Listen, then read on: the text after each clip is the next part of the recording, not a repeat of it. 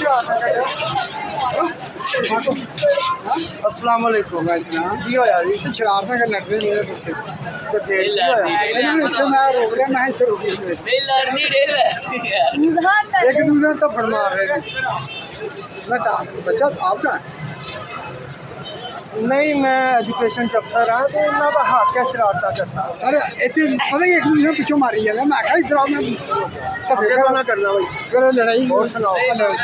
कम सही जा रहे हाँ हैं बिल्कुल बैठो एजुकेशन से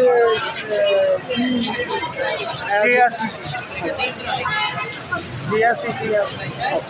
इदारे वगैरह में शरारत कर धक्के मारो मार नहीं गए कहते कोई आओ देखो ना सच ना ये जड़ा काम है ना ये टीचर का है जो छुट्टी होए एक या दो टीचर इतने खड़े हो बच्चों को जड़ा ना बच्चों को अपनी निगरानी के बाहर भेजना है तुम सिक्योरिटी गार्ड बिल्कुल चौकीदार हो सिक्योरिटी गार्ड कितनी तनख्वाह मिलती है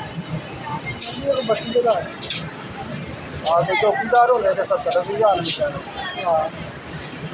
चलो अल्लाह खैर बेटा निकलो निकलो निकलो निकलो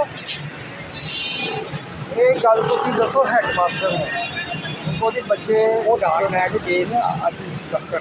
अच्छा वो डाक वास्ते चले गए डाक से जरा वो नाइट कासप लैके जाता आपने डाक जाना हूँ उधर बीमार होएगा मैं बुलाया होगा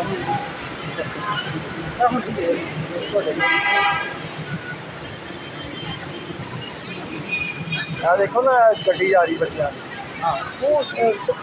नहीं हाँ जी हमारे स्कूल से नहीं लेकिन है तो एजुकेशन ना ये बकायदा टीचर की ड्यूटी लगी है बच्चे जो ड्राइवर जाता ना घर घर छड्डन एक टीचर 16वें स्केल का नाल बैठता ये गूंगे बहरे नतीने दीनी मजदूर जिस्मानी मजदूर जिन्ने भी ने ना उन्हों का इदारा है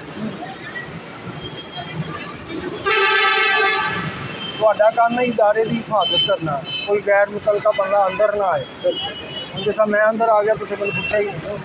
मैं कोई बच्चे में जाने वास्ते मैं कोई पूछा नहीं मेरा तो कोई बच्चा नहीं है मैं तो बच्चा अपना शहर बैठा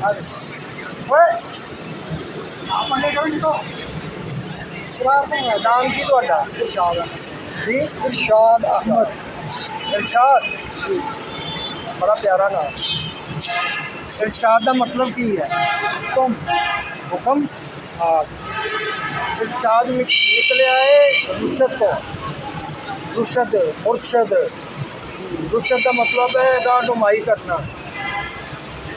रुशद हदायत हदायत हुक्म खुश रहो दुआओं की याद रखिए देखो ना अल्लाह ताला का इरशाद है नबी पाक सल्लल्लाहु अलैहि वसल्लम का इरशाद है बेवकूफ़ है वो मतलब है कि अल्लाह पाक का इरशाद है अल्लाह पाक ने हदायत दी है मुर्शद बने अल्लाह पाक ठीक है सब तो बड़ा मुर्शद अल्लाह पाक है आकर बन गया फिर नबी पाक सल्लल्लाहु अलैहि वसल्लम फिर वो है जेह्ड़े जिन्हां ते तुसीं बैक होंदे अस्सलाम वालेकुम दुआवां च याद रखिए अपने विरासत अली विरासत